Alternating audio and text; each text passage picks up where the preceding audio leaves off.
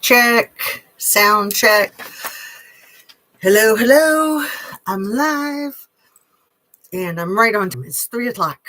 So excited to be here always. And let's see, what do I have over here? Oh, that's my hand. I'm like, what is that weird thing over there? What is that? That's my limb.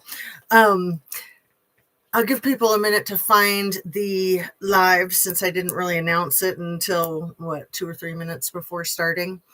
I'll just run down my regular stuff. Please make sure you're still subscribed if you're subscribed. And if you're not, consider doing so. And share a video of mine with somebody that you think might like my channel. Turn on your notification bell to ring. Hit that like button if you don't mind. And everything I say is simply my opinion for the sake of hoping to start a conversation, open up a discussion, learn something, be educational. All my videos are made for the tube of you and me, and it's an infotainment platform. So as you can see, I'm constantly switching up my set. I was going to completely rearrange the room so that I'm not like shoved here in the corner, but I'm like more central. So I thought I would do my live first and do that after, because once I start on a project like that, that can take forever and a day. And I really wanted to get on and talk with my peeps, especially since I wasn't able to do it yesterday. Went down to Cincinnati yesterday and had a lovely 2-hour walk with my daughter and her friend that's a boy.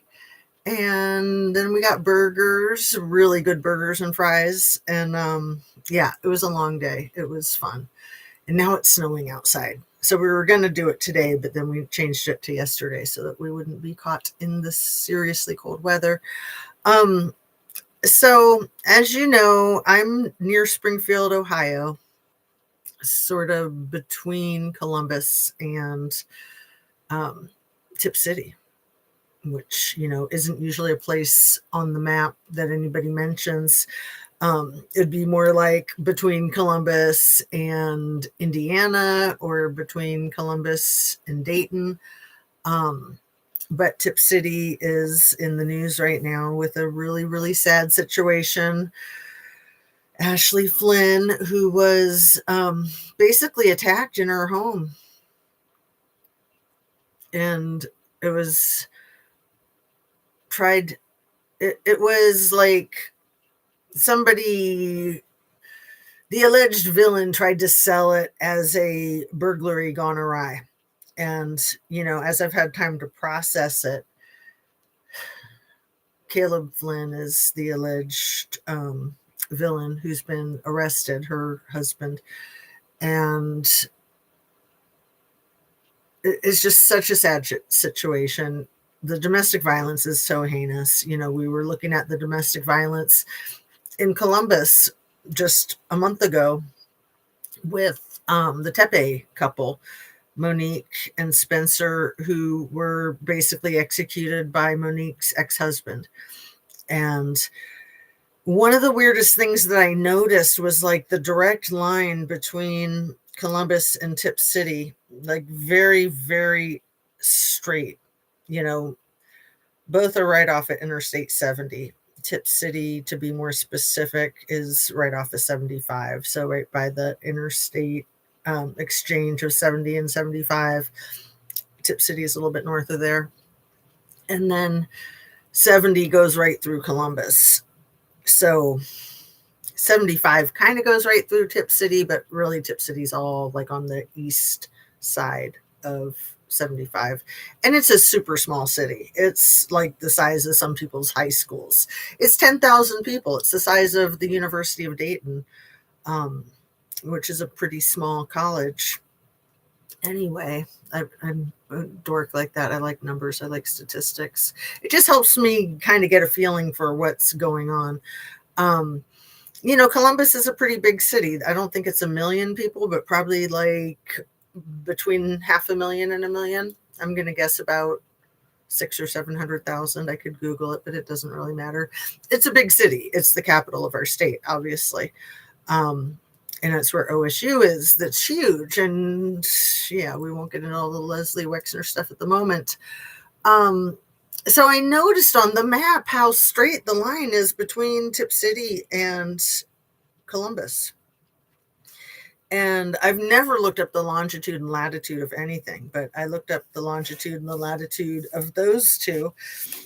It's not that confusing, but I got all confused because sometimes I'm really good with numbers, other times not so much. Or should I do a Steve Martin line? Sometimes I have a way with numbers, and other times I not have way. It's good to put a little humor in these sad situations. So, the longitude and latitude of the exact address. Basically, let's just go with the longitude. I think this is latitude. This is longitude. 39.98 is the longitude of the Tepe's house there in Columbus. 39.98.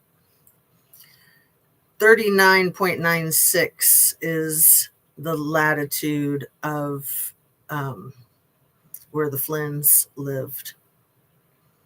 So where Ashley Flynn was unalived, that longitude is 39.96. For anybody who doesn't know how it works, because honestly, I didn't know how it worked until a couple years ago. Your longitude and your latitude. So you don't have to have an address. You don't have to have a state. Typically it's used by sea captains. But everything on the planet Earth has a longitude and a latitude. And so the longitude, again, being like east-west, and the latitude being north-south. I'm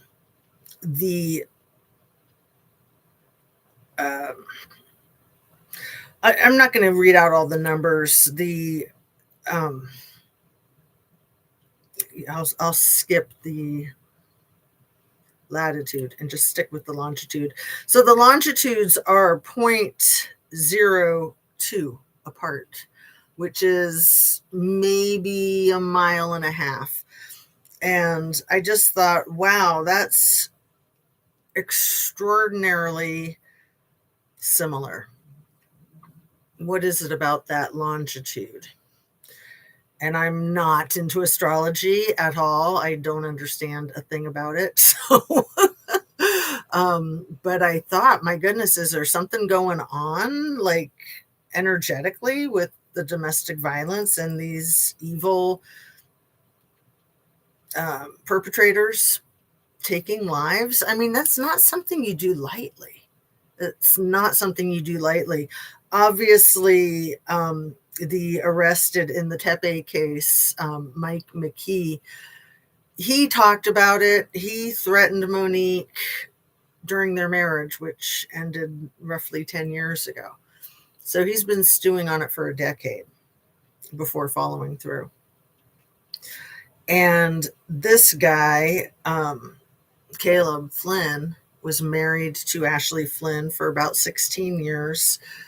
An 11-year-old and a 9-year-old girl in the other room. So that's another similarity both of these cases have, is the two kids in the other room.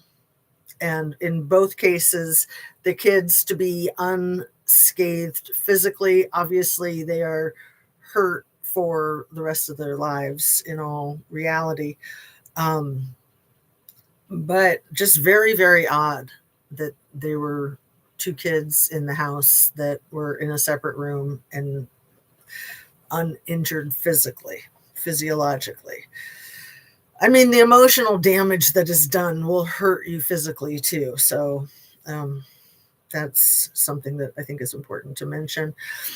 But then, like in the thumbnail that I used, I didn't realize how similar Monique and Ashley are in their looks. They're both extremely attractive brunette women. Are they the same age? No, Spencer Tepe was 37, but Monique was 39. And then in the Ashley Flynn case, she was about to turn 38, I think, in a couple of days. So she was 37, and her husband is 39, her widowed husband, who is going to be 40, I think, in May. And, I think it's important. Like, birthdays bring up a lot of emotions for people. Anniversaries bring up a lot of emotions for people, and especially mile marker birthdays. So it is interesting that both of these alleged unalivers are the exact same age. They're both 39. I hadn't even realized that. That's why I like doing these videos, because as I'm talking, I put more pieces of the puzzle together. So Mike McKee and Caleb Flynn, both the exact same age, 39 years old. That's wild. Billy sounds like the men going through some midlife crisis. BS. Exactly, my dear. Thank you so much for coming in and saying hi. And I don't have that much wax on my teeth, so I just bit my tongue. But there's just no winning. If I put too much wax on, I feel like I can hardly talk. If I don't put any wax on, I feel like I'm just slicing up the inside of my mouth. And so I'm just trying to find a balance. So I've got like half as much wax as I usually have on. We'll see how that goes. And, biting the tongue is just not fun. But how are you? It is Sunday. It's February 22nd. It's 3:12 on the Eastern Standard Seaboard time, I like to call it. And so you're on the Pacific Coast time, and that would make it noon 12 for you, correct? High noon. So, yeah, I remember people talking about longitude and latitude in Kylie Rodney's case, like with the Bohemian Grove, right? You probably know more about longitude and latitude than I do, Billy. It's all right. It's 12:12 and having some warm coffee. Oh, lovely. Yeah, I had a lot of really good coffee this morning. And now I've moved on to my smoothie. And yeah, I've got ice water too. So, oh man, these cases. I had this thought that I wanted to share about Caleb Flynn taking his wife's life. So allegedly, apparently, it's I don't want to say it's like strictly rumor, but I don't think it's been like confirmed in court documents. But essentially, Caleb Flynn had been having an affair with a 23-year-old. It doesn't sound like it's his first affair. He sounds like he's a player, like he just thinks he's God's gift. And again, allegedly, but it's fairly confirmed, the girlfriend is pregnant. Ashley's pregnant. No, not Ashley, sorry. The other woman's name starts with an A too, but I don't want to say her name until it's like confirmed in court documents. Although other channels have her name and have her picture there, I just think, I just want to try to temp things down as much as I can. So Ashley is 37. She was going to be turning 37 in 2 days. Is that right? And then the girlfriend, 23. And then the husband, 39, almost 40. And so Ashley was shot twice in the head. I went through the 911 dispatch call the other day, and I'd be happy to do it again, Billy, darling, if you want to hear it. It's very interesting and pretty horrific and really also laughable. I mean, the guy is just a freak. He's so stupid. But what am I trying to say? I wonder if he was going to try to make it look like self-injury, but the first time he wasn't so sure that was a done deal. So he did a second one, and then he had to revamp his plan. Like, I'm wondering what her autopsy is going to look like. They finished it like 2 days after the tragedy, and then it's not been revealed yet. But I'm wondering if he positioned the weapon, the firearm, so that it would look like she did it herself. Although statistically, it's very rare for women to use firearms in a self-injurious situation. That's a guy thing. Guys and their guns. 23 years old, affair with a red rummer and DV. Hope that child is all right. Yeah, I know. I mean, so they worked together at the church. So Caleb was like the youth ministry's music director for 16 years, but I think he recently lost that job. And I think he was in sales too. He has a history of being like a basketball superstar in high school. I mean, like serious superstar. He won the state title twice with his team. They had a 65 game streak of being undefeated. His senior year, they were completely undefeated, 33 games. And he was the starting point guard. He was the star of the show. So they won the state title for Minneapolis twice. I can speak, really. So he's the son of a minister, son of a pastor, and he went to a Bible college in Tennessee called Lee University. That's where him and Ashley met. Ashley was studying to become a teacher. He was studying to become a music youth minister. And then I think they lived in South Carolina briefly, but I'm kind of not so solid about that information, because she was from Tip City. Her family's from Tip City. She graduated college a semester before him, even though she's 2 years younger than him, 3 years younger than him.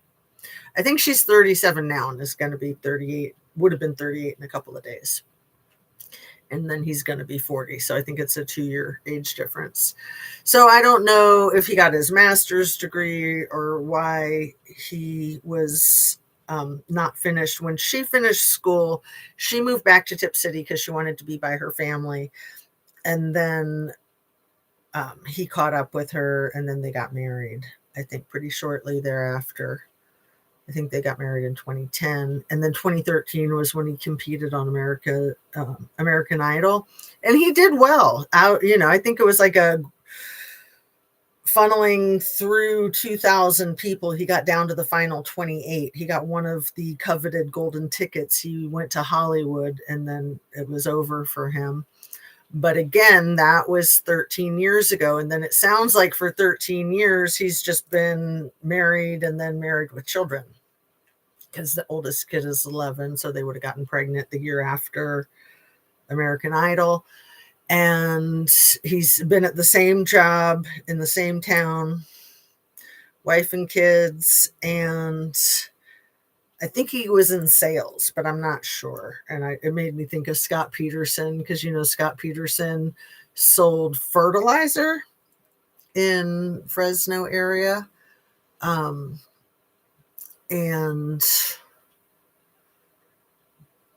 I'm trying to remember the name of the town that they were from that began with an M, but they were close to Fresno. That's where Amber Fry lived. You know the name of the town, Billy? Where Scott Peterson and Lacey Peterson were from. Is it Modesto? Is that right? Modesto, California. Anyway, Scott Peterson was a traveling salesman, and he sold fertilizer, which to me was just like a professional term for horse shit, because that's what he sold, or that's what he dealt in. Everything that he said was bullcrap. So it was very poetic that he was a fertilizer salesman. So I could imagine that this douchebag. So the girls were in the house and they were sleeping, and it appears that he had administered chloroform to the girls to make sure that they stayed asleep. And then it seemed like he was trying to run interference between the girls and the first responders. Because it's my understanding that chloroform takes a while to shut down a person's respiratory system. And shortly after the police arrived to the home, then they had to make a medical call, and I think it was a very, very serious medical call, and it wasn't for Ashley. Ashley was long gone. And I'm just trying to like be careful about, it looks like another Christopher Watts, basically.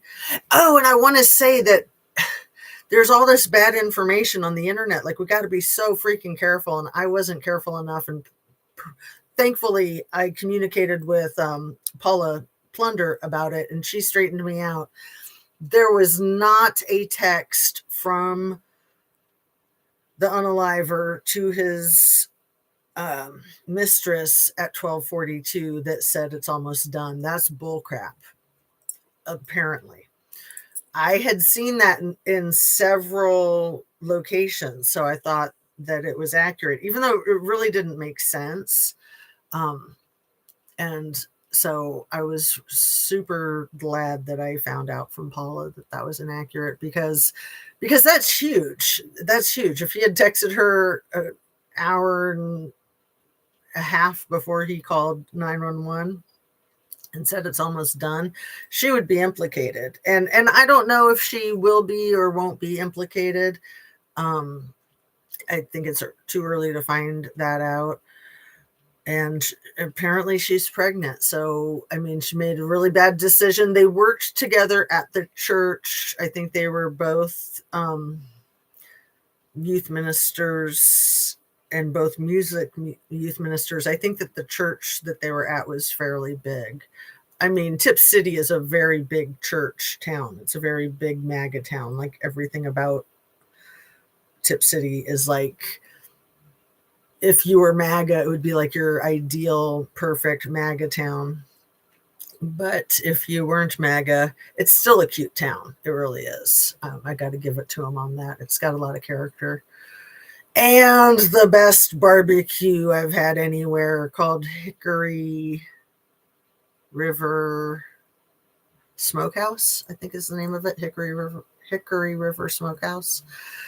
So anyway, I went up there a few days ago to get some of their beef brisket because it's my favorite and it's not very far away. And then I went by the house and put flowers on the front yard, and there was law enforcement, a couple of law enforcement there, and I spoke with one of them. And I was surprised that there was only one other set of flowers on the lawn, but it was only like 12 hours after the husband had been arrested. And I think up until he was arrested, I think the town was rallying around him. Like, they were just like, there's no way he could have done this. There's no way he would have done this. But it's really obvious in the 911 call. In my opinion, it's really obvious in that phone call alone that he did do it. And then, of course, they waited a few days until they had a pretty solid case, or a very rock solid case, before the arrest. Yes, SP was from Modesto. Yeah. Oh my goodness, Billy. And did you see that SF Investigates is on the Nancy Guthrie case? I was devastated to see that. To me, that's like the kiss of death. Him having anything to do with it makes me think it's a huge government conspiracy psyop. Like, everything he touches is crap. I was devastated to see him being interviewed as if he's some kind of authority on missing persons cases. And of course, he brought up the Kylie Rodney case. And it's just like, you're such a scumbag. Such a scumbag. Adultery is a huge sin. So what the actual F? I know, for the 23-year-old and for the Red Rummer. And then to be so crazy in your brain to think that adultery is not bad enough, then you have to have red rum on top of that when you're like this Christian leader, 16 years in that same job. Oh my God. OMG, SF is back. He is so very sus. Yeah, he's all over the Nancy Guthrie case, which makes me feel very hopeless about it, unfortunately. Did you want me to play the video, or are you familiar? I mean, not the video, sorry, the 911 call. Are you familiar with that? It's nuts. And I'm happy to play it, and I'm happy to not play it. So maybe I'll go ahead and pull it up. And if you say no, then I'll not do it. But if you say yes, then I'll go ahead and do it. Yeah, a lot of people have been playing it now on their channels because I think it's just like as of the day before yesterday was when the case really hit the streets of YouTube because he'd been arrested the night before. So today's Sunday. Friday was when the case really hit the streets of YouTube. Thursday night was when they arrested him. And Monday morning at 2 a.m. is when he called 911. So, here is that call.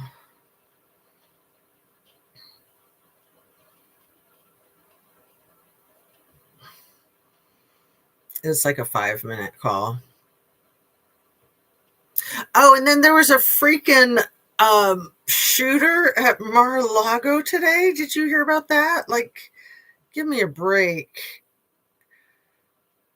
Potential shooter, allegedly. Somebody outside of Mar-a-Lago with a firearm. Unalive now. So, let's see where the here's the 911 call. Here it is. This is Caleb Flynn's 911 call to Tip City Police. And they got the FBI, the BCI, which is Ohio State Bureau of Criminal Investigation, and they had the city police and the sheriff all there, like right away, like they knew something was up. How could they not succeed? Billy,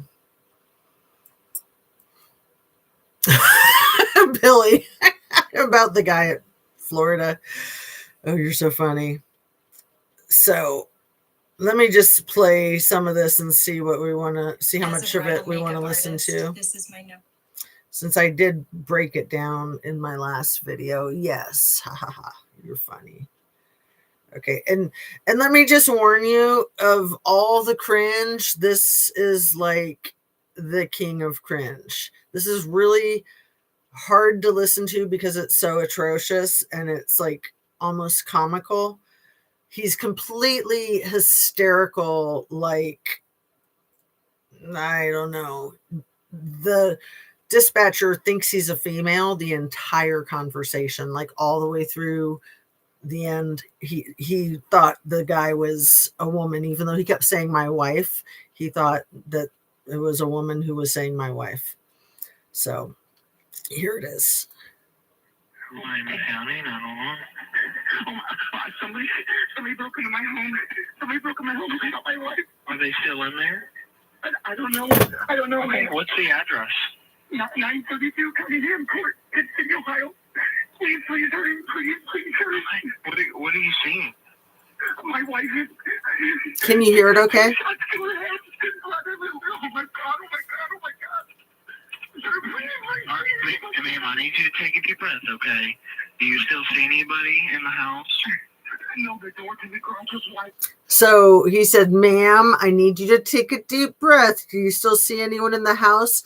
And all of a sudden he pulls himself together and he's like, no, the door is wide open, the door to the garage. So it's interesting when like he's just like a hot mess and can't get a word out edgewise. And then all of a sudden he's like stringing together very cohesive sentences because he's trying to paint a picture that's not there. Yes, he is such a fool. Please hurry, please. Oh my God. My daughters are here. My daughters are here. Where's she at? She's in the bed. She's in the bed. Are you with her? I am in the room. I'm looking at her. Yes, please. Okay. You can check the door locked. So here there's confusion because the dispatcher thinks that he's saying that he's in the room with his daughter. We have the door across locked into the house. Yes. Please. Where's that room at in the house? My partner's getting them dispatched, okay? But I need you to answer my questions so I can get you help as fast as I can, okay? What question? Where are you guys at in the house? Okay, what question? There, he like completely pulls it together. I'm in the bedroom with her right now. Okay. My daughters are in their room. So you are not with the children? I was with the children when it happened. Okay, but you're not with them now? No, they're in their room. Okay, I think right around here is when the dispatcher's like, okay, this caller's full of crap. You're not with your children. Excuse me? You're crying, you're shaking, you're scared, shit your pants, and you're not with your kids. You're just like letting them hang out in a different room, unsupervised. If someone was in the house, WTF, he's leaving the babies alone. Yeah, and to be clear, the babies are 9 and 11, but it doesn't matter. My goodness, any age. They're not even awake. Oh my God. But see, that they're not even awake. He made sure of it, in my opinion, with the chloroform. Oh my God, oh my God, oh my God. Sir, please. They are heading that way, okay? I need you to take a deep breath for me. Are you hearing anything? No, I rubbed her leg and said her name. She's not answering. Okay, so he says, I rubbed her leg. I said her name. She's not answering. Again, the dispatcher thinks he's talking about the child. But he's trying to pretend that the kids are asleep and we don't need to check on them because they're fine. They slept through the whole thing. So the dispatcher's like, how do you know they're fine? He is sick. He is really sick. Your daughter's not answering you? No. Hold on, I'm putting on a shirt. What do you say? What'd you say? Your daughters? Hold on, I'm putting on a shirt. What'd you say? What'd you say? He's just trying to buy time because this isn't going well. Not answering you? No, they're across the room. Okay. In their room. Okay. Are you hearing any kind of noise inside the house? No, her face is, sir, her face is white as ghost. Okay, whose face? My wife's face. Your wife's face? The one who was shot. She was. I mean, again, it's hideous and no disrespect for Ashley and her family that's just hurting in the worst kind of way, but it's just almost humorous the way he has to say, my wife, the one who was shot. It's like the guy's not catching his lies and he's not telling his lies very well. What? Okay, where was he shot at? Shot, I said. And again, how would you know she was shot unless you were there? Because if you were asleep, if you were in the other room, I mean, I guess maybe you'd hear it, but not if you were asleep.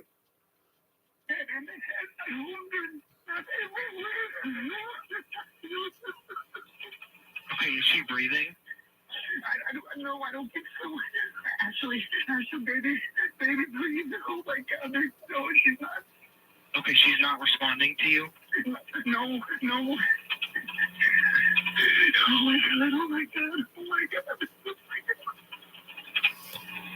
Okay, do you see? I don't think their kids are going to have to go through the Child Protective Services system, Billy. I think that Ashley's parents live right there in Tip City, and I'm not sure about brothers and sisters. Like the Tepe's kids, Monique Tepe's family, her parents still lived in Columbus, and she had a sister who I think was the godparent who had a couple of kids that the Tepe kids, I believe, I'm pretty sure that's who they're with, that they didn't miss a beat staying with family. And I would think it might be something similar here. Again, the cases are very, very similar. It's eerie with the longitude and the latitude and how much the women look alike and how the shooters are the exact same age. Like you said, midlife crisis. I know, thank goodness. But still, not having parents, this is going to F them up forever. Forever. I mean, I only say that because of what I've been through, I mean, I feel like I'm okay, but I'm still a hot mess. I mean, it's why I'm a therapist. Anybody in the house now? No, it's pitch black and the doors are locked. The door to leaving to the garage door was wide open when I ran in there. Okay, do you see any kind of vehicles? No. Wait, no, the door, there's a side door in the garage door that's open. Oh my God. Okay, I need you to just take a deep breath for me, okay? They're getting to you as quick as they can. Is that door still open? Yes, it is. Okay. What do I do? Is she breathing at all? I don't know. Okay. If you are comfortable, I want you to go and find a cloth, and I want you to put a cloth on that gunshot wound, okay? Like a towel? Yes, like a towel, but do not apply direct pressure to it. Just put it on that blood wound, okay? Okay. Oh my God.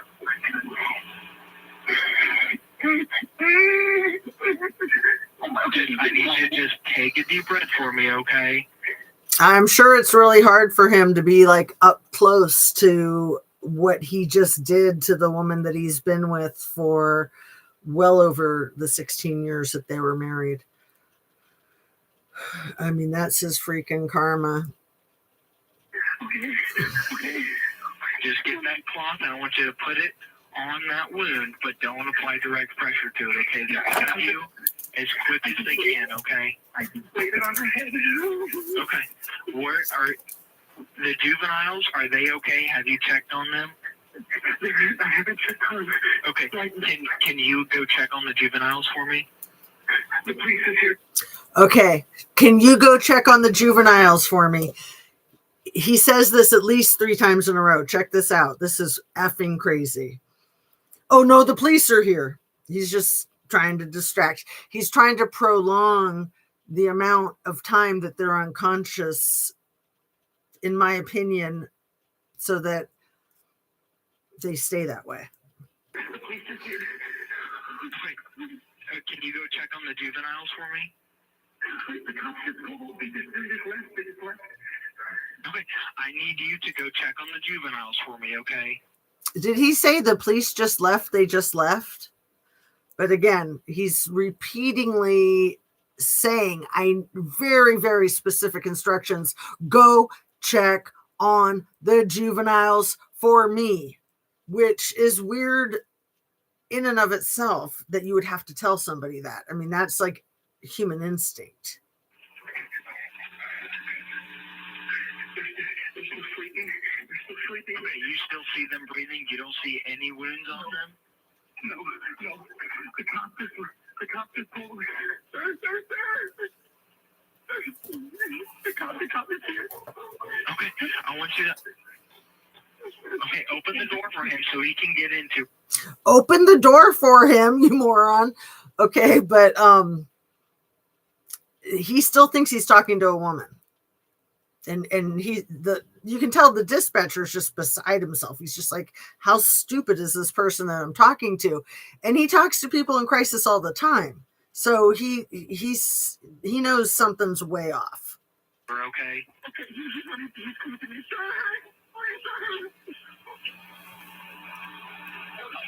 What? I don't know. There's the door to the garage door was wide open. I'm her husband. Are you still here? Even though he says, I'm her husband, this guy still thinks that it's a woman that he's talking to. No, I don't think so.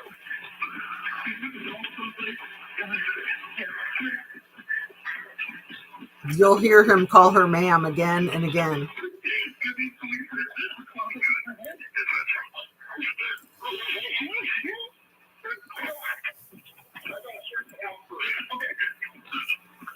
Hey, ma'am, do you still have me on the phone here? I went to, there's a door all the way to the right. That one's open. Behind it.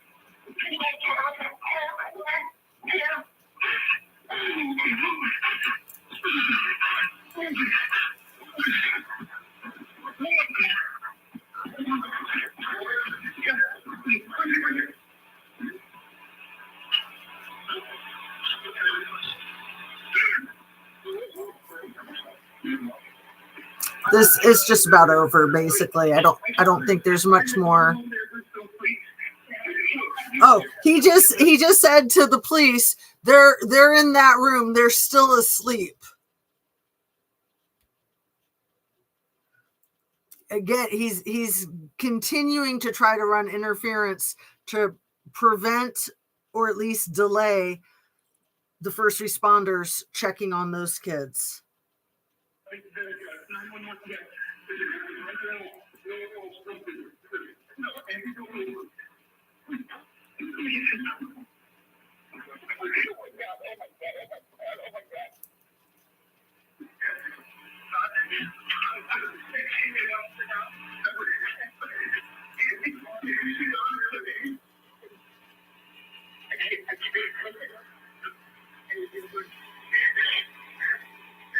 So yeah, I don't think there's anything other than gibberish, but we'll check it out. There's just a few more seconds.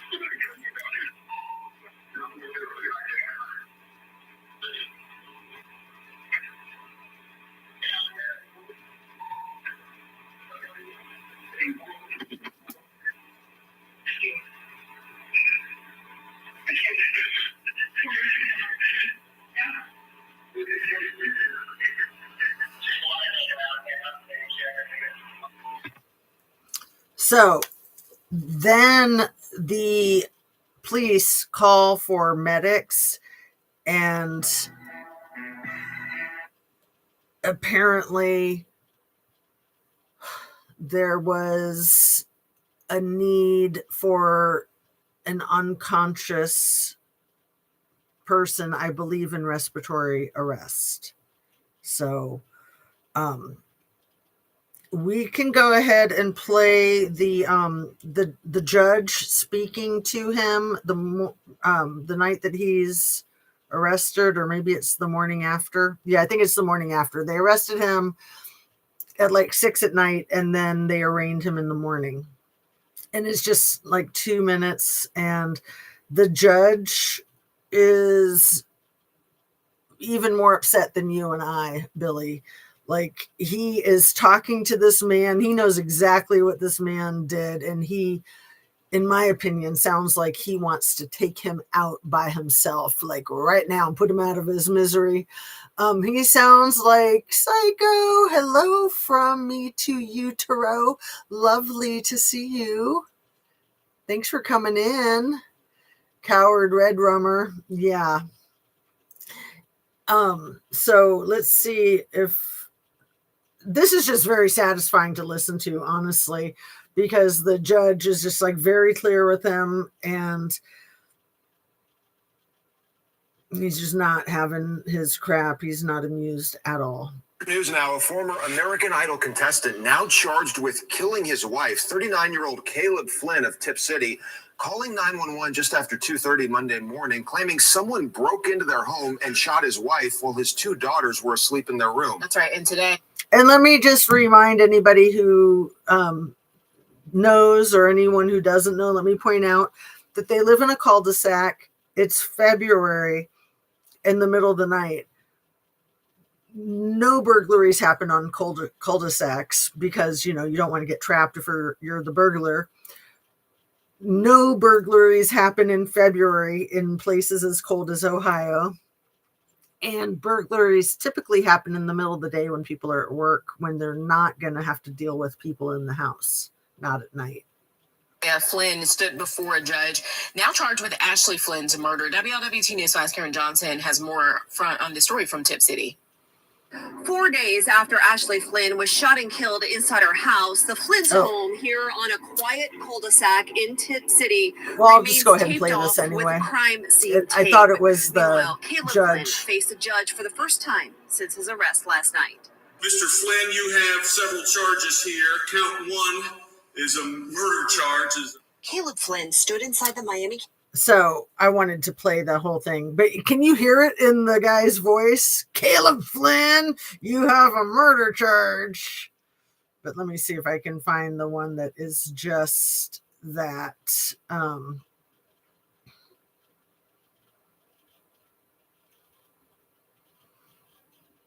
think this is it.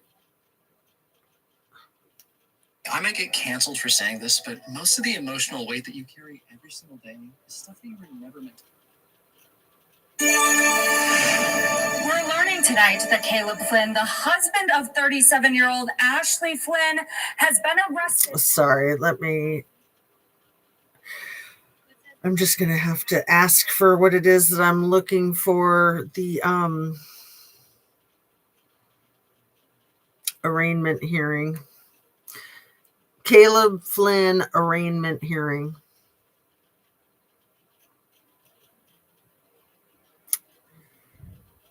Okay, let's see if this is it. Yeah, this is the right one. All right, this is case 26 CRA 285, Caleb C. Flynn. Mr. Flynn, you have several charges here. Count one is a murder charge, is a felony of the first degree. Count two is two and three are both felonious assault charges.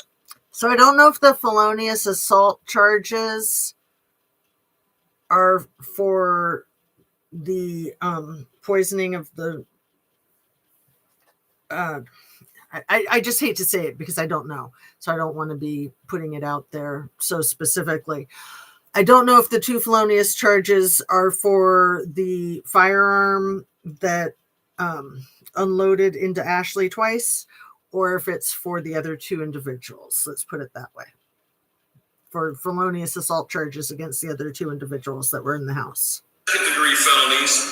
Count four is tampering with evidence, a third-degree felony. And that's count four. Count five is tampering with evidence, a third-degree felony. Mr. Fulker? Your Honor, Mr. Flynn intended to plead the not guilty and would ask for this matter to be scheduled for a preliminary hearing. Mr. Flynn is residing in Tip City. He doesn't own a commercial flooring company. He is not a British community control. He has no other charges pending against him. Has no criminal history. We would ask him to establish reasonable loans. Mr. Flynn, we're going to set your case for a preliminary hearing for next week on February 26th at 1 p.m. You do have the right to... That's 2 days after Ashley's birthday. And let me add here, too, I don't think that he has the attorney with him now. I think this is probably just a public defender. But he's hired like the most expensive, fanciest defense attorney in Cincinnati. So... although I would think the fanciest, most expensive defense attorney in Columbus probably would have been a better bet. So at least it's not a Columbus one, because they're probably, in my estimation, much better.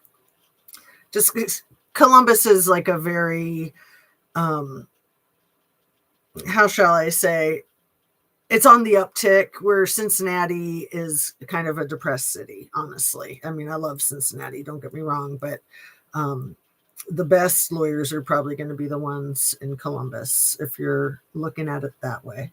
Like the attorney that Michael McKee got. These lawyers are very high priced. Although I know a lawyer that's a defense attorney in Dayton, which is a very small city, who's like one of the best in the state. So have an attorney represent you. If you cannot afford one, you can apply to the public defender's office and they'll determine if you're eligible for a court-appointed attorney. You understand all of that? Yes, sir. Is there anything the way he's shouting at him, you understand all that? Like he just wants to like throw a freaking fireball at him. you'd like to say to the court with regards to the bond in this case? Can you just hear the FUMF coming out of the judge? I mean, I love him for that. I really do. I'm so sorry you cut out there. Is there anything you'd like to tell the court with respect to bond in this case? I don't really understand that. Okay, so the court has to establish a bond, sir, to ensure that your appearance, okay? So the court will establish a bond, and you have the right to tell me, hey, I'm not a flight risk, I am a flight risk, or anything of that nature. Is there anything you would want to tell me about that? Sir, I just want to take care of my daughters. I'm not at risk. Oh, that was the wrong thing to say. He just like lit a fire under this guy's butt. I just want to take care of my daughters. The guy's like, don't even. Now he is like,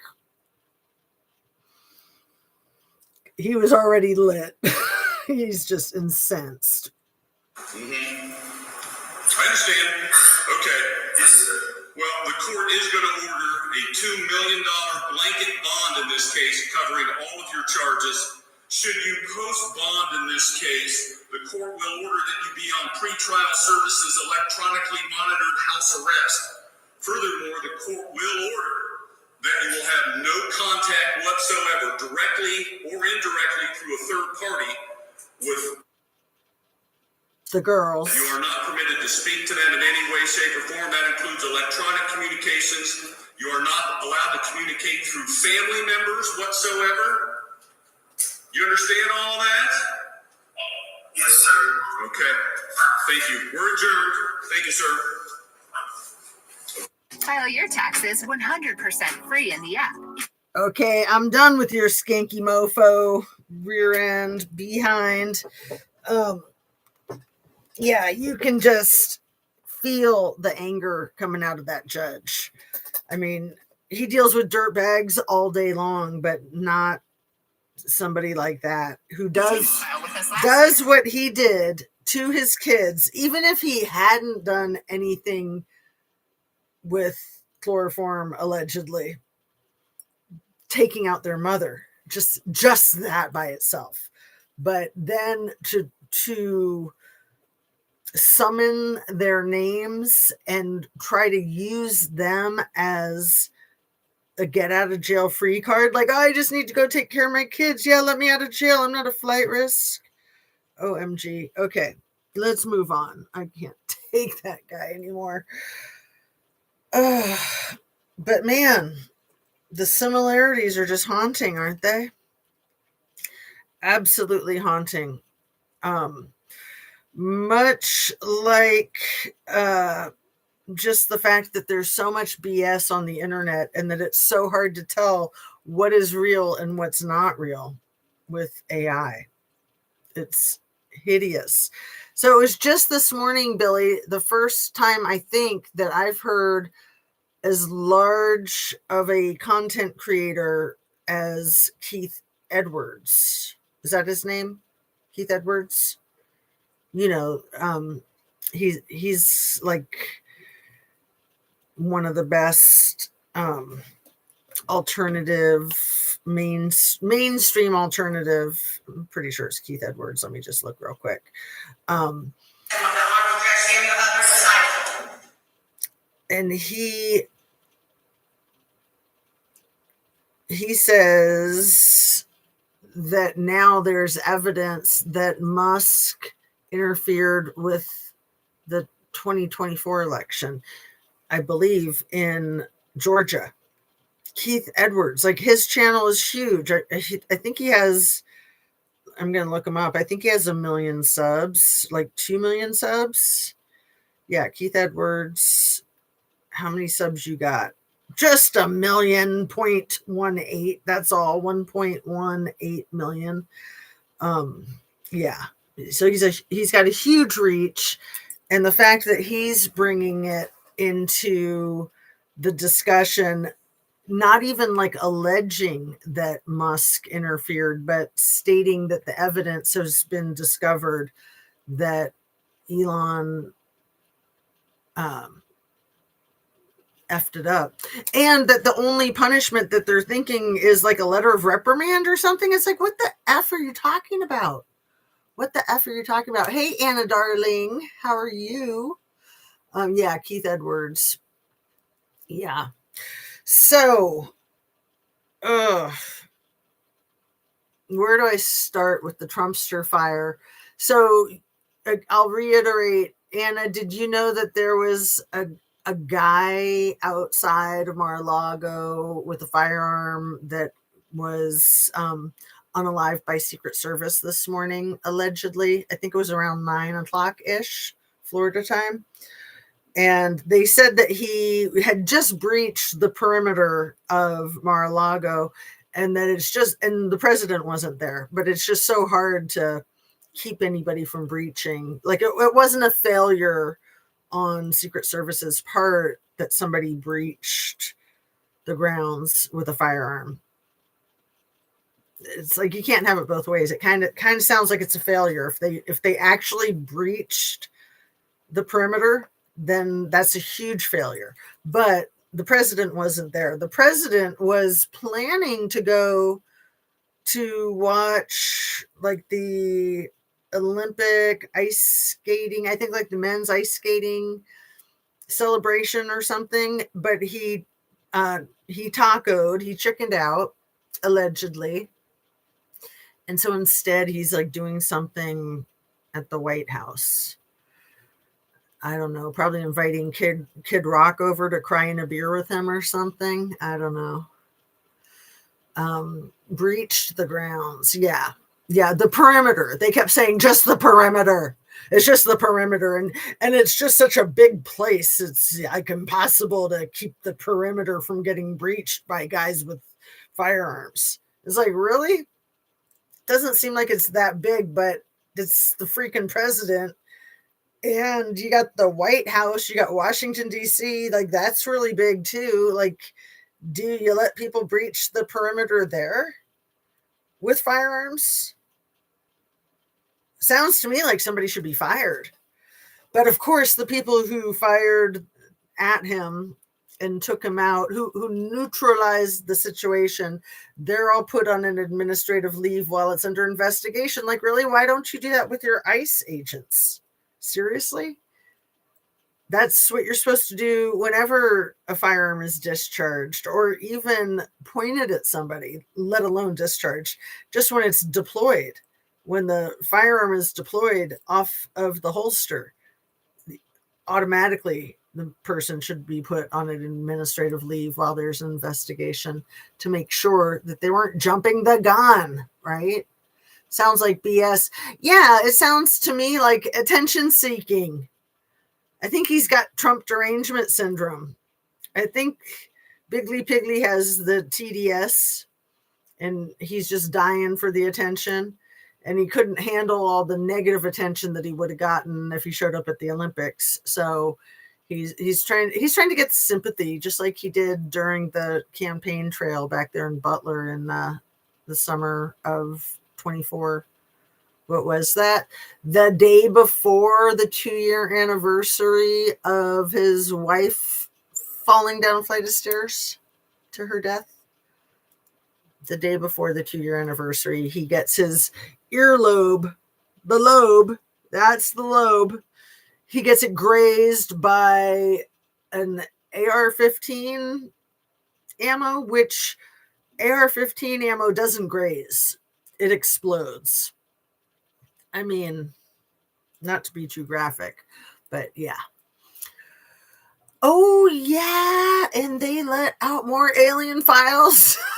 Alien files. I can't speak today. They getting desperate, huh? TDS. Piggly TDS, LOL. OMG. I know. I know. Yeah, they're desperate. Yeah, let's talk about those aliens, right? Okay, so the Olympics, did you see the gold medalist? I'm sure you did, Billy Darling. She's there from Oakland. What an amazing performance, that woman. Unbelievable. Young woman, 23. I can't think of her name. You guys probably know it. What an amazing performance. Absolutely historic. Phenomenal. Um,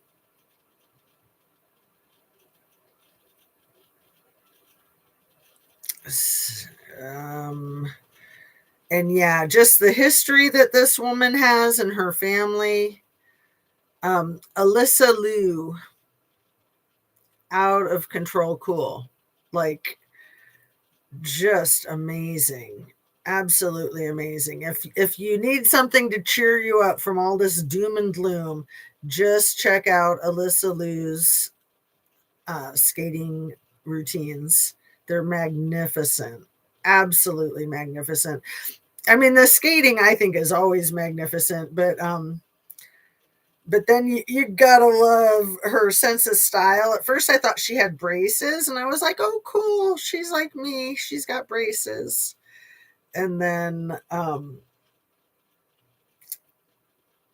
was like, no, she's got a piercing, the skin between her lip and her gum, she pierced it and has jewelry that makes it look like she's got metal on her two front teeth. But then she's got this wild hairstyle that I'm trying to show everybody. Let's see. This is the coolest. There's no sound here, so I'll just show the striped hair. And then she puts it up in a ponytail, so it really looks like zebra or tiger. But yeah, she's beautiful. She's so cute, and she's just got such a great energy about her, such a great spirit. So let's see if there's other stuff I want to show you here, other photos.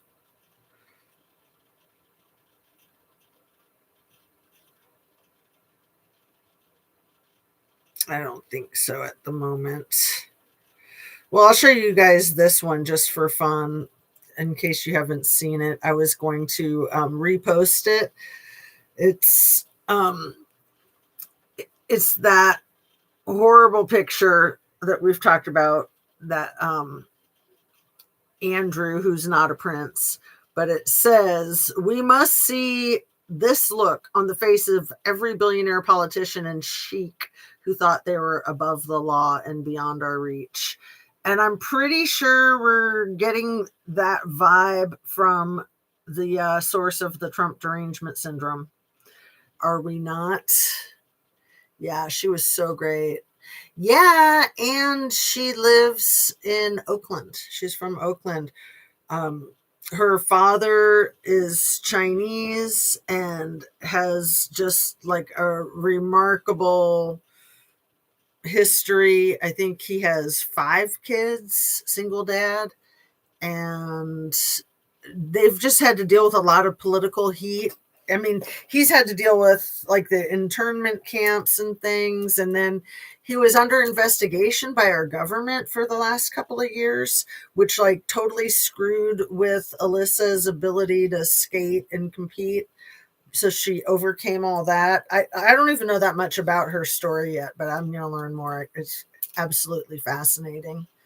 Absolutely fascinating. So that's a high note. That's a very high note. And I'm sorry, but I want to take it to a low note because this is important. This is from the E-Files, the Trumpstein files. And this was on Sabby Sabs. I'm telling you, this girl's got it going on. She does a really amazing breakdown. So there's some racist AF files in those Trumpstein files. Not surprising at all. But one specific that Sabby Sabs talks about in her most recent video, and I'll put a link to it in the description, talks about a Disney movie that they were filming for the Black Seven Dwarfs. And these are emails between Little E and someone else. I'm not sure who else. And I wanted to read you the name of the seven dwarves, the names of the Black Seven Dwarves, and prepare yourself. Trigger warning. It's as bad as you would think it is. Are you ready? I'm just going to read them off. Dealer, stealer, mugger, forger, drive-by, homeboy, and shank. You want me to read them again? Quick. Dealer, stealer, mugger, forger, drive-by, homeboy, shank. Those are your Black Seven Dwarves. Hideous. I don't think they completed the movie. I think they were getting pushback from the actors. Like they wouldn't do the ho ho ho to off to work we go for a number of reasons, right? So did you notice in these coverage, like, because we haven't heard Little E speak a lot, and my guess is that he probably tried not to speak a lot because he likes to think of himself as extremely smart and sophisticated, and he's just neither. He's neither. He sounds dumb as a box of rocks, and he obviously is dumb as a box of rocks to do the crap that he did. I mean, who would do that other than a despicable demon? Well, lots of people, obviously, but they're all despicable demons. But I thought it's interesting how much he sounds like Woody Allen. Like, if I just heard Jeffrey speaking without knowing that it was him, I might think that it was Woody Allen. I might think that.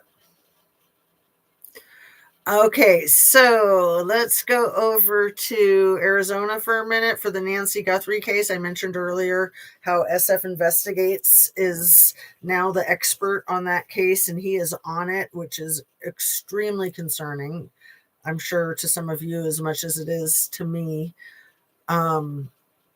But what I didn't realize is that the Nancy Guthrie case, are you ready for this? It involves, and excuse me if I'm not saying her name correctly. I'm not going to say it correctly. Alita Grijalva, you know, the politician whose father passed away, and then she was voted in to replace him, and then they made her wait, like, was it 2 months? Let me see what it says on AI. Alita Grijalva's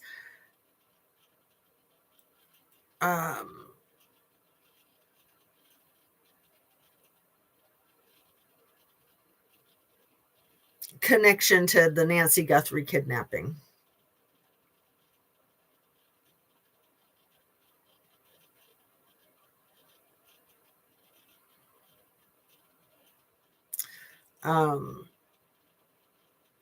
I was really surprised to hear her name, but I was also then surprised that I hadn't heard it sooner. It's not spelling her name right. Grijalva.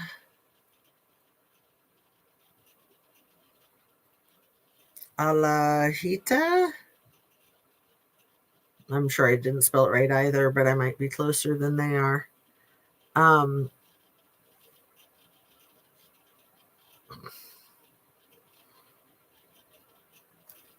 If I put Arizona politician.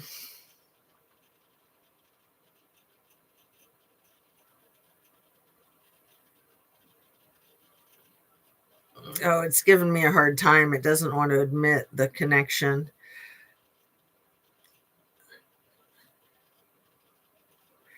Let me just go with, you guys know how to spell her name? Adelita Grijalta, politician from Arizona. Okay, there it is. Yeah, I wasn't that far off. I think they just didn't want to give me her name. So let's write it down. Adelita Grijalva.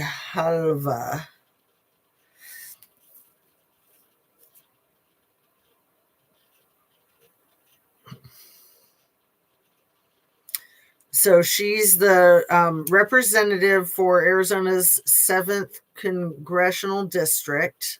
We all know this, but let me just read it. Since November 12th of 2025. As a member of the Democratic Party, she previously served as a member of the Pima County Board of Supervisors. Pima County is where Nancy is missing from. For District 5 from 2021 to 2025 on the Tucson Unified School District Governing Board from 2002 to 2022, so 20 years. And as we all know, Tucson is where Savannah Guthrie grew up. She is the daughter of former U.S. Rep. Raul Grijalva, who represented the district from 2003 until his death in 2025. And they made her wait so freaking long from the time she was voted in. That was ridiculous. And now the guy who was the police chief for the Tucson PD, who resigned 5 days into Nancy Guthrie's missing persons case, he's trying to become a member of the Pima County Board of Supervisors, I believe. So, like he said, he wants to retire is why he quit, but then he's trying to do this other thing. Like, that's not retiring. That's called running for the hills, in my opinion. So September 23rd, she was elected. And then in a move widely criticized by Democrats, Speaker of the House Mike Johnson refused to swear her in, promising to delay the swearing in until the end of the 2025 U.S. federal government shutdown, which began the week after she won the special election. She was sworn in on November 12th after a 7-week delay, the longest in congressional history. And we all know that that was their last-ditch effort in trying to avoid releasing the files, right? Does anybody know how her father passed away?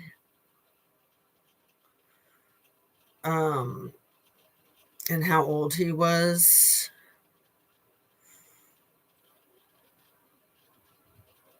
Let's see. Is this him? Yeah, Raul. So he passed away March 13th, 2025, and he was born in 48. So how old would that make him? Like 60, 70, almost 80, like 77, I think, if I'm doing my math right, which I might not be. But what did he pass away from is what I want to know. Yeah, he was 77 when he passed away. I'm just wondering if it will say the cause of death. Cancer. So April 2nd, 2024, he had been diagnosed with an unspecific cancer, initially diagnosed as pneumonia, later announced to be lung cancer. He was a heavy cigarette smoker. So he passed away from complications of cancer treatment March 13th, 2025. Just curious. And then his daughter won the election to take his place. And then they made her wait 7 freaking weeks. That was atrocious. And now, what's her involvement? Let's get back to that. Adelita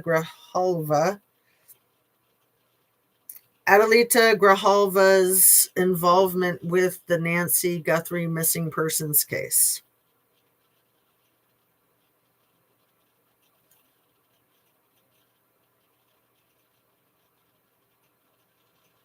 It's still trying to give me a hard time. Is that so shocking? Huh. Let's see. It's like, doesn't want to tell me anything.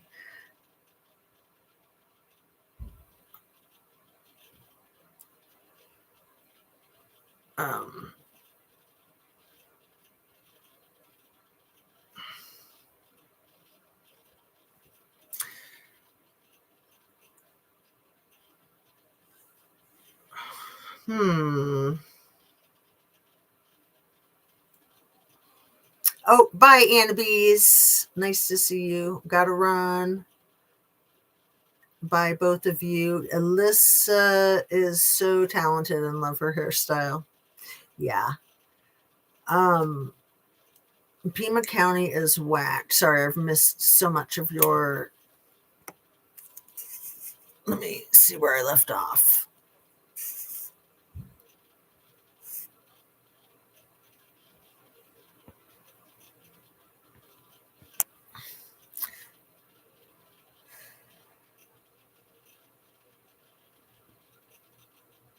Old white Kabbalists are stupid, childish pricks. Ugh, that's so terrible. What a bunch of racists. Was that for E's freaked up home movies? No, I think it was for a regular Disney movie, which is atrocious. But yeah, you might be right, Billy. Maybe it was something not for the public.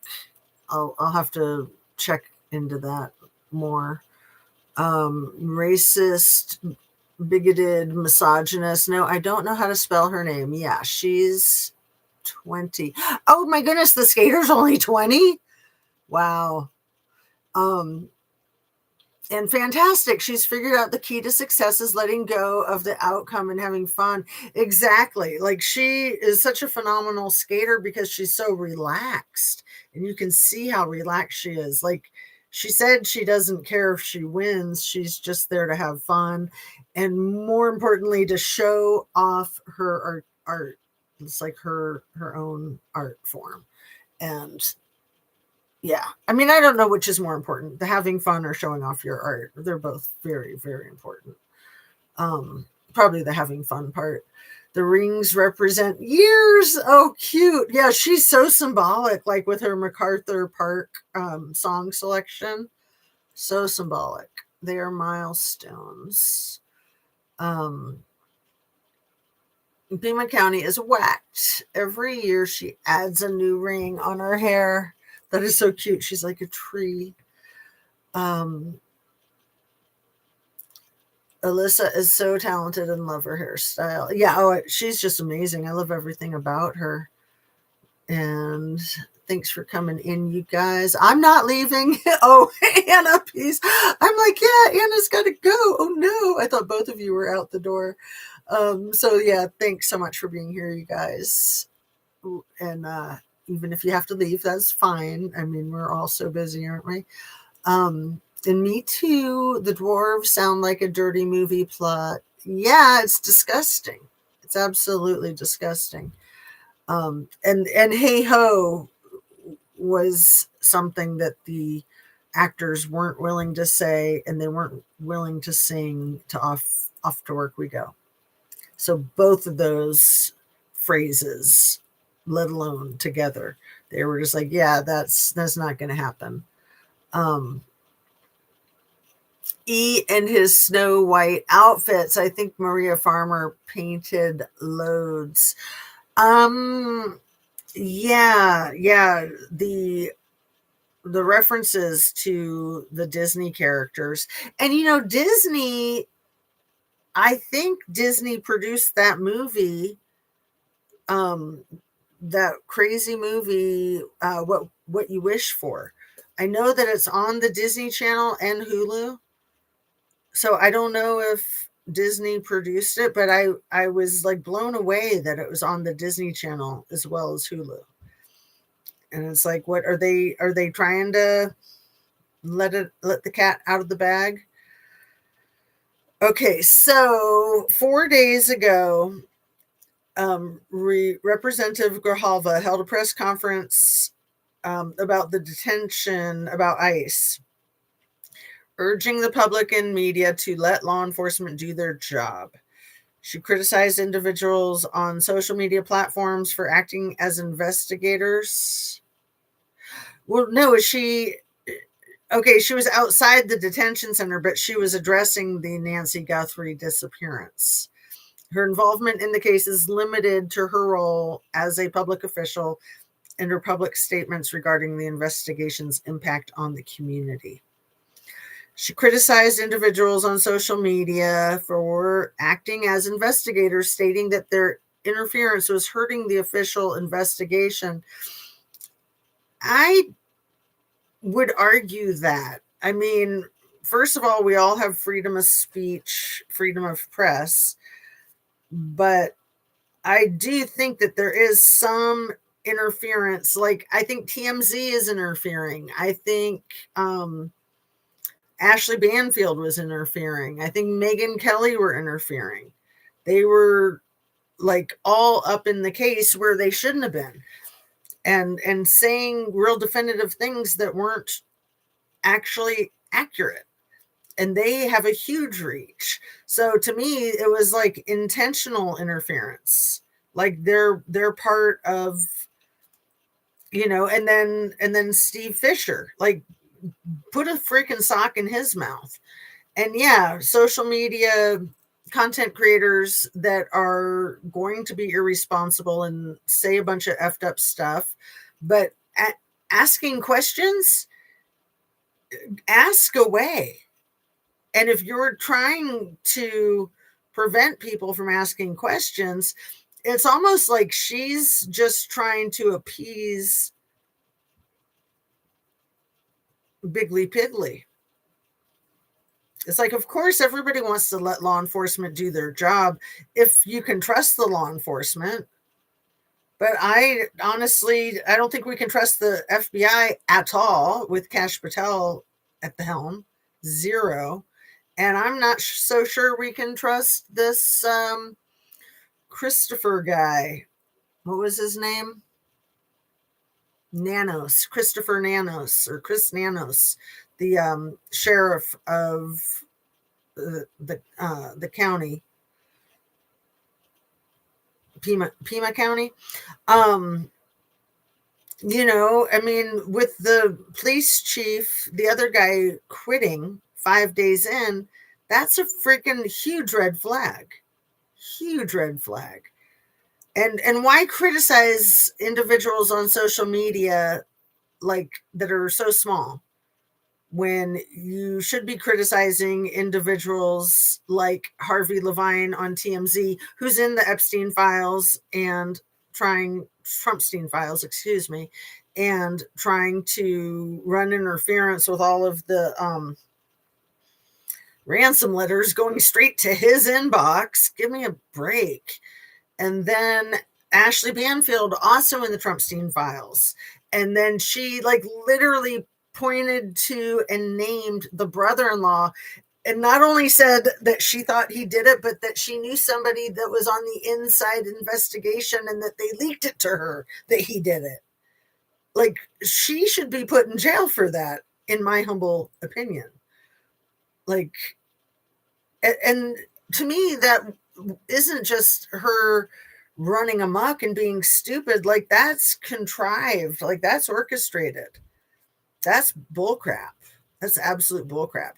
Addressing misinformation, Grijalva revealed that a close personal acquaintance was falsely connected to the case by social media reports. She stated that this individual and his family were doxxed and threatened despite not matching physical description of the suspect provided by the Pima County Sheriff's Office.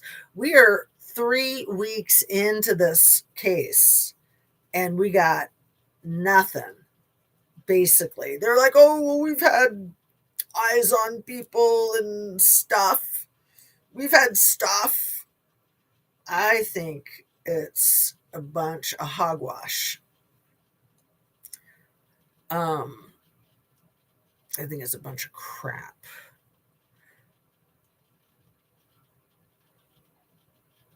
Potential ransom notes and DNA evidence found on the glove near the scene. Really, are people that are abducting an 83-year-old woman, 84-year-old woman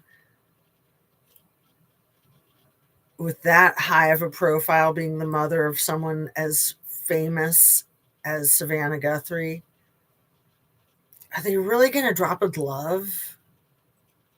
Really? I mean, why is it that everybody thought, or not everybody, a lot of people thought that the gloves in the O.J. Simpson case were planted, but people aren't thinking that these gloves are planted? And then there's just like hundreds of gloves, like everybody's dropping their freaking gloves. Is it just a crock? Can we say it? Is it just a crock? Is it just another red herring? Well, like, why would you test these gloves and not these gloves when everybody's dropping their gloves? I think it's bullcrap. Because people aren't going to drop their gloves because they want their gloves because they need to use them. And they're especially going to be careful to not drop them after they use them if they committed a crime, because they don't want to get caught.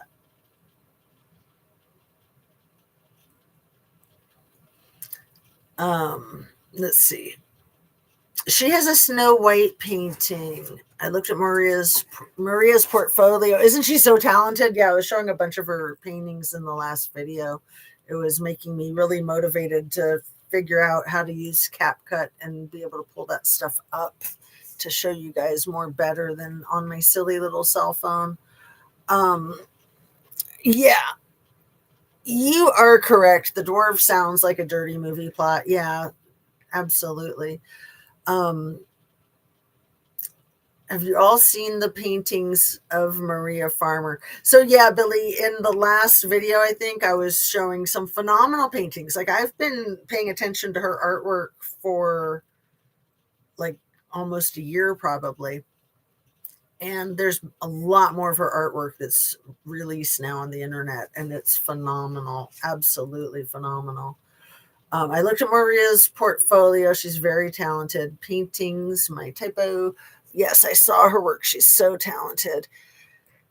And she's just so good. Like, a lot of these survivors are so good with their stick-to-itiveness, their persistence. They're not getting inflamed, not taking the bait, not,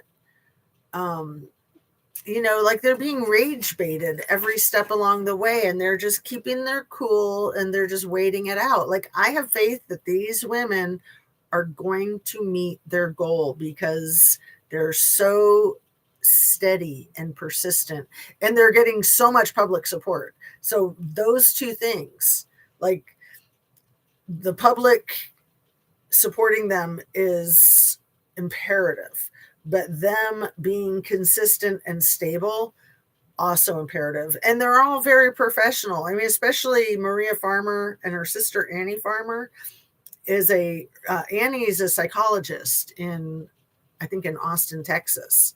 And then Maria is not only a survivor of this crap, but a 3-time cancer survivor as well.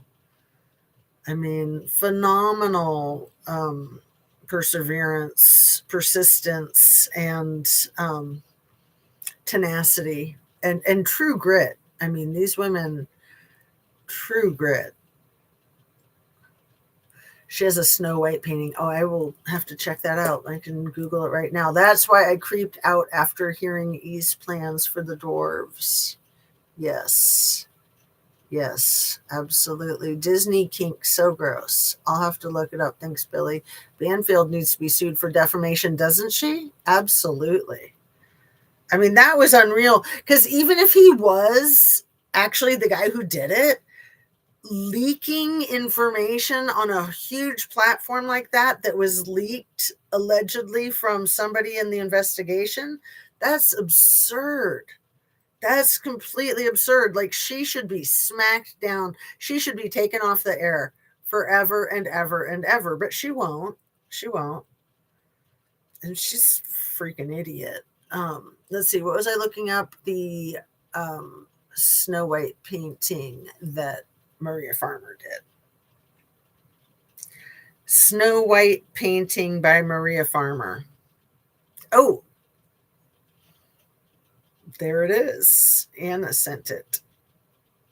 Oh, yeah. You know what? I think I showed this one the other day, but I didn't even notice Snow White in the bed right there. I was just like looking at this guy's fat belly. I don't know if you guys can see it that well.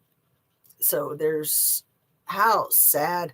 And she's so small, the Snow White character, like as if she's like a 9-year-old. And then he's got the shh. Oh, and then there's money, there's bills laying on the bed. What does it say here? Money to sell victims to Little E and Associates.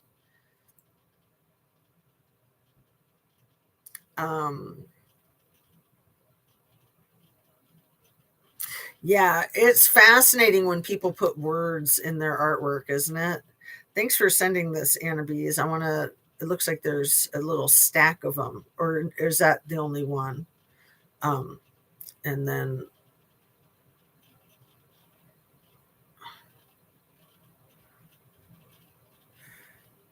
a painting by Maria Farmer that she sent to the FBI demanding that they take action. I wonder when she sent that.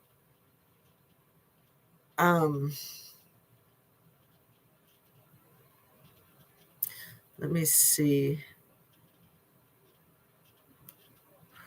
When did Maria Farmer send the Snow White painting? When did Maria Farmer send her Snow White painting to the FBI demanding for them to take action? I'm just curious if that's more recent.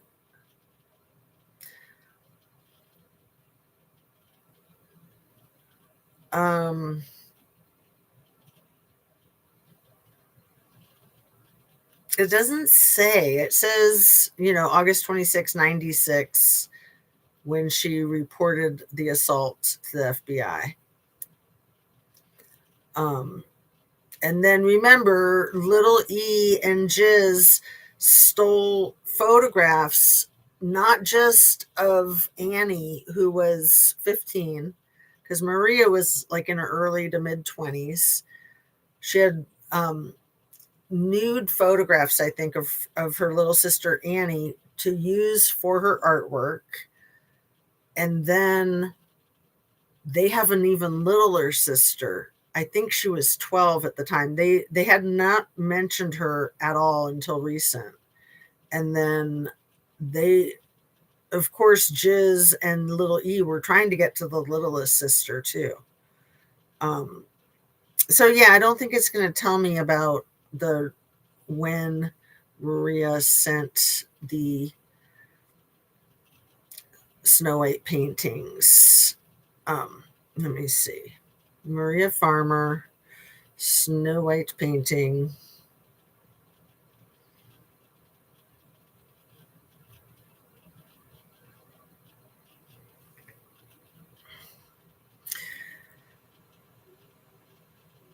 I just want to know when. When.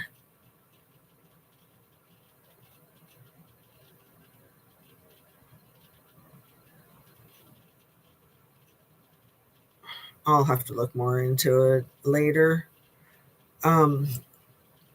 Sorry. Yeah, that painting is crazy. Is that George Bush? That's a good question. It looked like it could be. Here, I'll show you guys again. I was thinking that too, a striking resemblance. But then, then maybe obscuring the face intentionally. Like Virginia Giuffre said that there's people that she will never mention because she can't safely mention them, which I believe is the same reason why she recanted her accusations to Biggly Piggly, or involving Biggly Piggly, and she recanted her accusations to Dershowitz because she kind of had no choice, but she's not living anyway, and I think that needs to get reinvestigated. So yeah, let's see where we at. We're at an hour and a half. Maybe we should wrap up in a few minutes. Maybe I should let the puppy dogs in and out.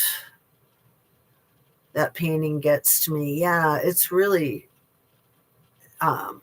cringe-worthy. It really makes your skin crawl, doesn't it? I mean, I love the way she's got the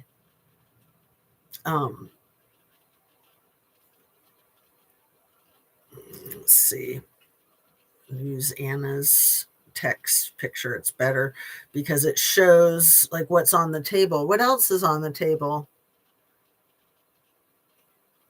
Interesting. So there's a couple of notes on the table, not to mention the cash. So you've got what looks like a pot-bellied potential president. You've got a teensy-tiny little Snow White.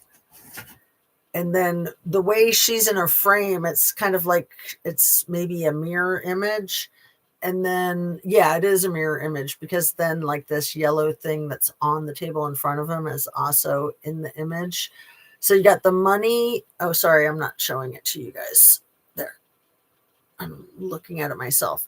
So you got this yellow image is on the table. So it's in the mirror image. She's extremely small, I think, to represent how little this kid is. And then you've got a little pile of cash here. You've got one note there. You've got another handwritten note down here. And then there's something written on, it looks like the waistband of that gold, looks like the skirt. Oh, it's her skirt because she took it off. She's in bed without her skirt on. And she's got a handful of cash in bed. Can't really see that because of the glare. So there's more cash in her little tiny hand, and it looks like her hand is bleeding. Her hand is very red. And then she's got these weird like gold rings around her wrists that could be bracelets or could be handcuffs. Oh, the golden handcuffs. She's so freaking brilliant. It's the golden handcuffs. And the way she is in this bed looks very much reminiscent of Frida Kahlo in her hospital bed artwork. And it's just eerie AF. Like, but yeah. So you can see like the top of her thigh because her skirt's over there on the table. And then she's wearing the freaking golden handcuffs. Holy crap. Holy crap, Maria. Could you be any smarter with your I'm just trying to read what's on the notes. I can't really read it. Other than money to sell victims to little E and associates. JP Morgan and Chase is written on this money. Those bastards. I mean, Chase bought Washington Mutual when when our economy collapsed in 2007. These mofos had everything to do with destroying our economy. And every time there's an economical crisis or crash or,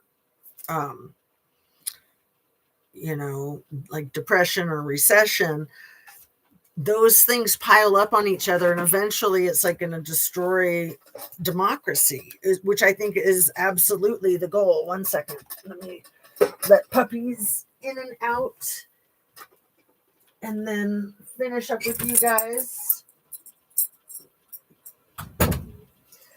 All righty. Let's see what else. He was testing people to see their limits, allegedly. Absolutely.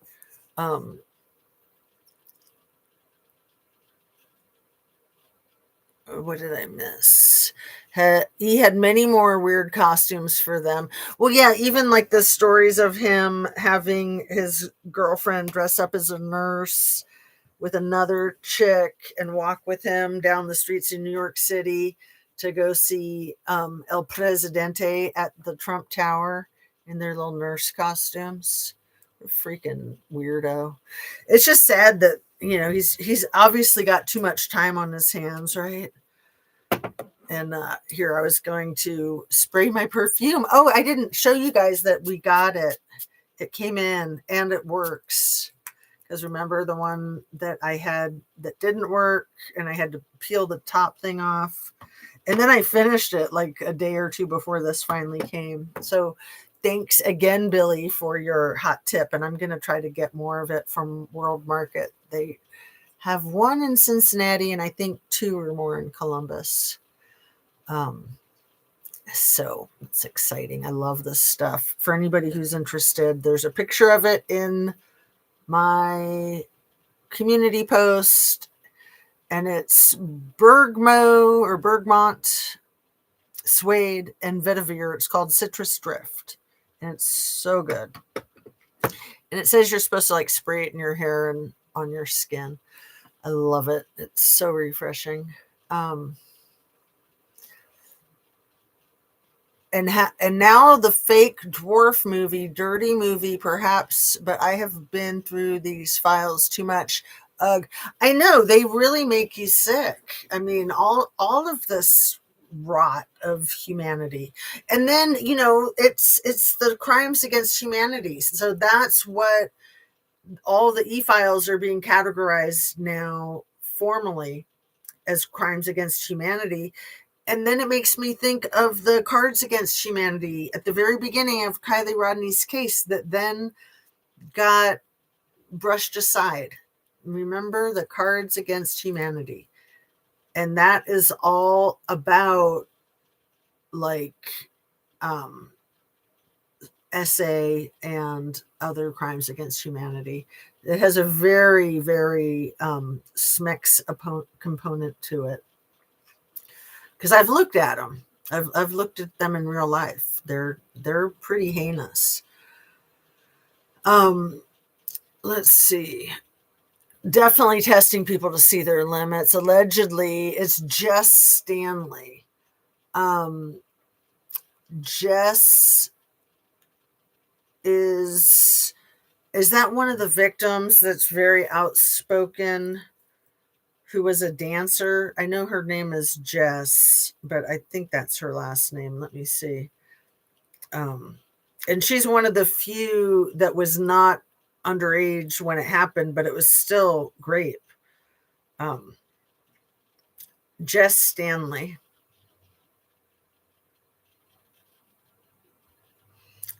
Let me see. Oh, no, that's JP Morgan. Jess Stanley with JP Morgan and Barclays. Thank you. Who is the... Epstein victim named Jess, who was in her early 20s and a professional dancer when he sexually assaulted her.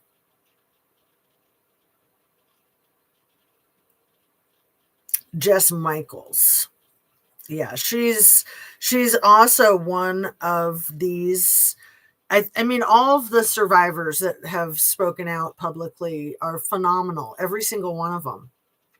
And I want to say the ones that haven't spoken out publicly are phenomenal too. I'm sure of it, even though I haven't seen them or met them.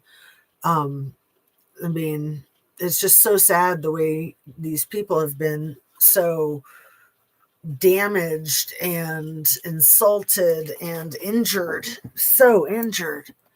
And repeatedly. And then, like, for the ones that aren't speaking out, like, they see what's happening to the ones that are speaking out, and that's not going to inspire them to want to step forward.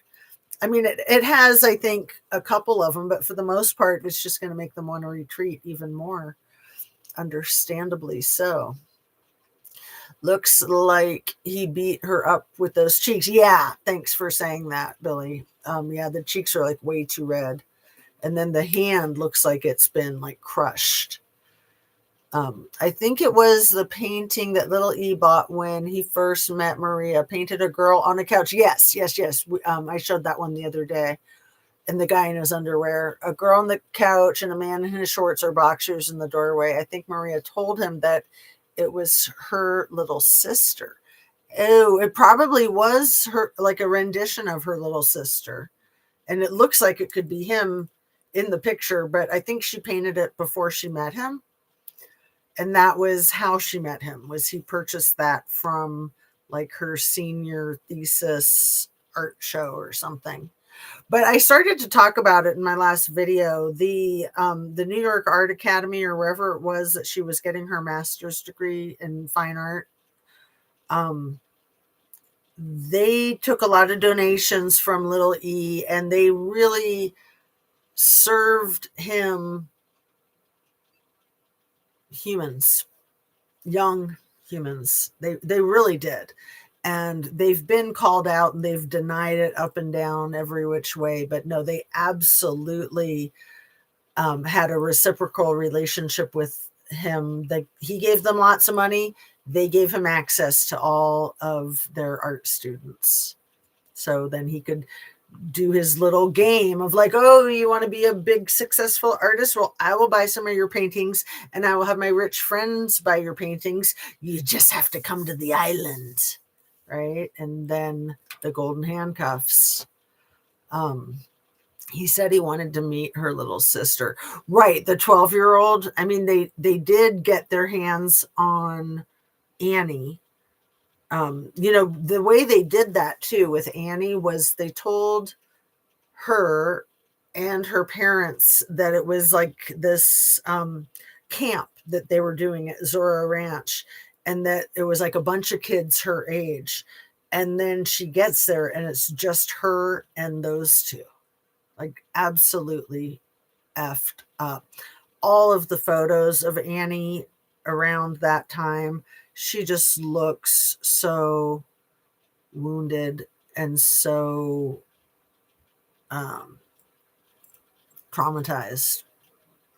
She was 15. And then Maria felt, when she found out later, because she didn't find out till after the fact, she felt terrible that she felt responsible because she introduced them to her 15-year-old sister. But I don't think they ever met the 12-year-old. I didn't even know that the 12-year-old existed until a couple months ago. They did a really good job of keeping her safe, basically protected. He said he wanted to meet her little sister. So this is how E used Chase Bank then. Yeah, JP Morgan and Chase, like, they all need to burn to the ground. Like, screw them all. Screw all of the banks and government officials and anybody involved. Like, they can all serve time, be arrested and tried, and then if they're convicted, lock them up and throw away the key. Mine came too. The ooh day toy, yummy, yay! I'm so happy for you, Billy. I played that game with my friends. I don't really remember the cards being that bad. Well, because you were a teenager, Annabese, and that's what you were looking for. It's sort of like truth or dare, and you never have a dare that's not bad, right? Or even a truth. I mean, the truths are almost worse than the dares. I was kind of flipping it in my mind. Yeah, it's like you almost would rather take a dare than a truth because they're always so like twisted, convoluted, dark, and secret and humiliating, which is pretty much what all this stuff is about with the compromise, however you're supposed to say it, that they have on these government officials. It's all of those things. It's dark, it's humiliating.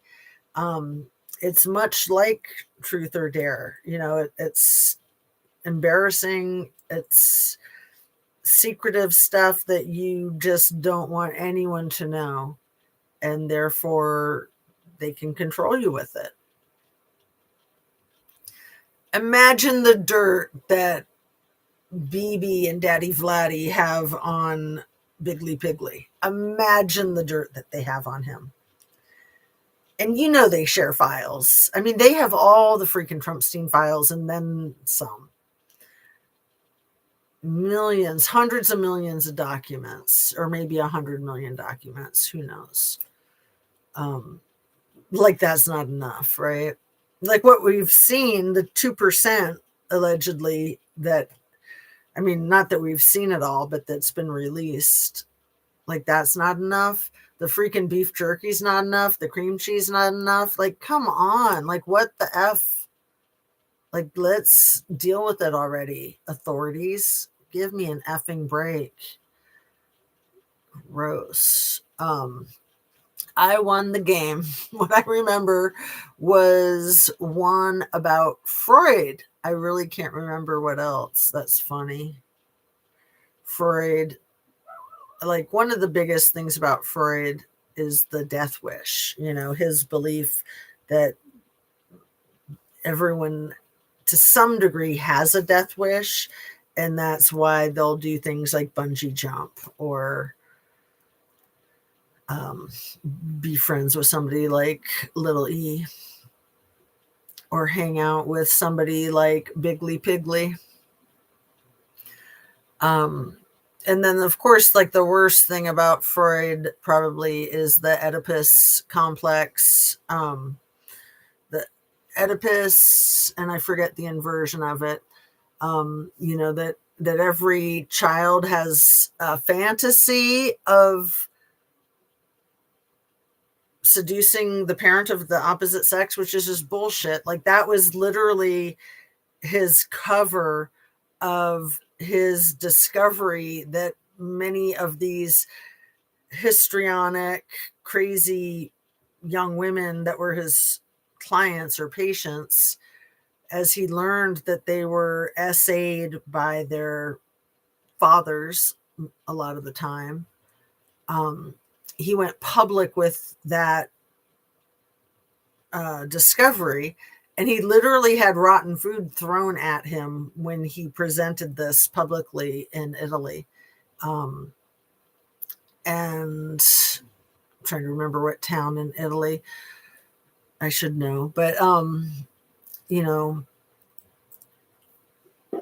then he wrote a book called The Denial of the Seduction Theory. He went into hiding and he like literally hid all of the research and discovery in his files in a locked safe. And then he wrote a book called The Denial of the Seduction Theory, where he concocted the Oedipus complex and said that he misinterpreted these women telling him that they were essayed by their fathers. That was a misunderstanding. That it was actually that they had fantasies of seducing their fathers and they were projecting it onto their fathers, and he misunderstood. So that book, The Denial of the Seduction Theory, is why I've always hated Freud. he did do a lot of good work other than screwing everybody over with that. And he did that just to save his own ass. He didn't care about truth. He just wanted fame and fortune. It's driving me crazy. What town in Italy was Freud from?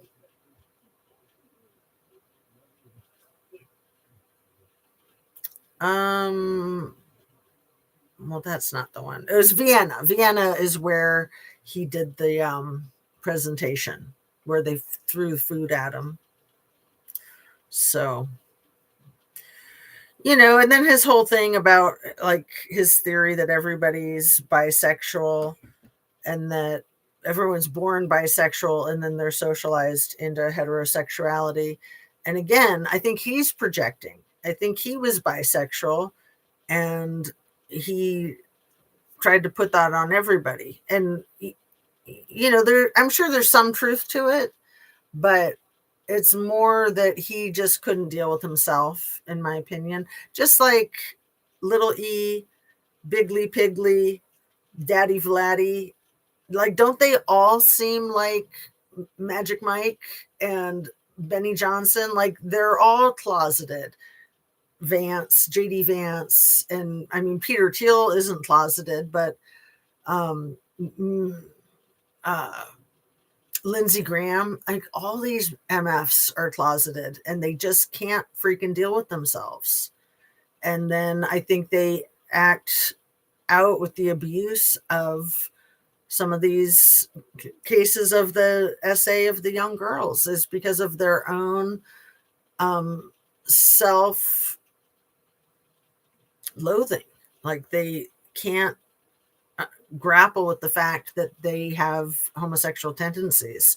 And so they abuse girls to try to convince themselves and everybody else that they're not homosexual. I don't know, but enough is enough. We've got the files. It's out there. We know that El Presidente is named in them 1 million times, just in the 3 million that are available. There's things about beef jerky and photographs of beef jerky. Like, why is the FBI going to actually take photographs of beef jerky? They're not going to.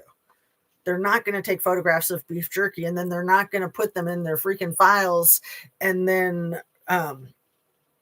recant those files, rescind those files, or remove them after releasing them. It's like, oh, we didn't want to show anybody the beef jerky. Well, that's because it's not beef jerky. And they're too old and stupid to know what everybody knows in social media is that once you delete it and scrub it, that's an admission of guilt right there. If you weren't guilty, you wouldn't be deleting it. You wouldn't be scrubbing it, the dirty deletion. And for that, we can thank them for confirming our worst fears. All these MFs go telling on themselves. On that, let's wrap up because I think we're getting close to 2 hours. And I try to keep them shorter than that.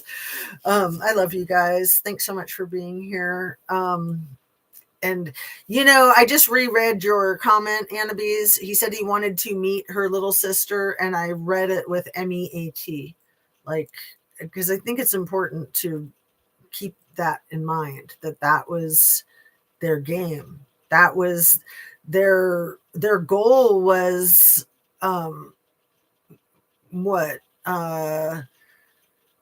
immortality. And they thought that by using and abusing young people that was going to give them some freaking immortality. Like, they just deserve absolute punishment. Every single one of these F-wads. Yeah. Oedipus Electra complex. Thank you, Billy darling. Yeah, the Oedipus, I think, is the male for the son fantasizing about the mother, and then the Electra is the daughter fantasizing about her father, which is just ridiculous. I think it's bullcrap. Again, it was, he invented those to hide the fact that he'd outed all of the wealthy people in their society. Like they were out for blood. So then he had to like switch it all up. The denial of the seduction theory. I read it back in graduate school. It wasn't required, but as soon as I heard about it, I was like, oh man, I got to read that. But I would like to read it again. I'm pretty sure that's the title. Let me double check. Let's see. Denial of the Seduction Theory by Sigmund Freud. Oh man, I hated him so much before I started graduate school. I absolutely hated him. I learned enough about him to appreciate some things about him that were good, but he just ruined himself with this. Oh, you know what? I don't think he wrote it. I think somebody else wrote it. He didn't write the Denial of the Seduction Theory. Let me see. Because yeah, he wasn't going to admit to it. That was the whole point. Is like he screwed up so many people. Denial of the Seduction Theory. Sorry, my daughter's yelling for the dog in the background. Who wrote the Denial of the Seduction Theory about Sigmund Freud? It's called The Assault on the Truth. I'm glad I looked it up so I could get you the right title. So the author is Jeffrey Moussaff Masson, and it's 1984 was when it was written. The Assault on the Truth, Freud's Suppression of the Seduction Theory. Masson, a former psychoanalyst and projects director of the Freud Archives, argued that Freud abandoned his early valid theory that hysteria was caused by childhood SA due to fear of social rejection and professional pressure. Yeah, he found the archived files in the safe. So on that, love you guys. Thanks so much for being here. And oh, I guess I don't have a death wish because I'm afraid of anything that could hurt me. Yay. I'm glad, Dannabees. I know I'm never wanted to try bungee jumping or skydiving or, you know, even skiing. I told you, like, I never went past the, what is it, like the green triangle or something, like the intermediate, and I would back off the intermediate. I'm like, no, I'm going back to the bunny slopes. Thanks. I'm good with the bunny slopes. Those are plenty steep. You know, I mean, that's Tahoe bunny slopes. I'm sure like in Ohio, the bunny slopes are probably too lightweight. And, you know, it's amazing that there even is skiing in Ohio. I mean, cross-country skiing, that's another story. And didn't have a weird relationship with his daughter, Anna. Thank you, Anna Bees, for pointing that out. And didn't he have a weird relationship with his daughter, Anna? I thought you were making a sarcastic statement. And he didn't have a weird relationship with his daughter, Anna. Yeah. Dang it, Nancy. Hello, my dear. It's just hanging up this situation, hon. I'm so sorry to have to do that right after you come in. How are you and how's your Sunday going?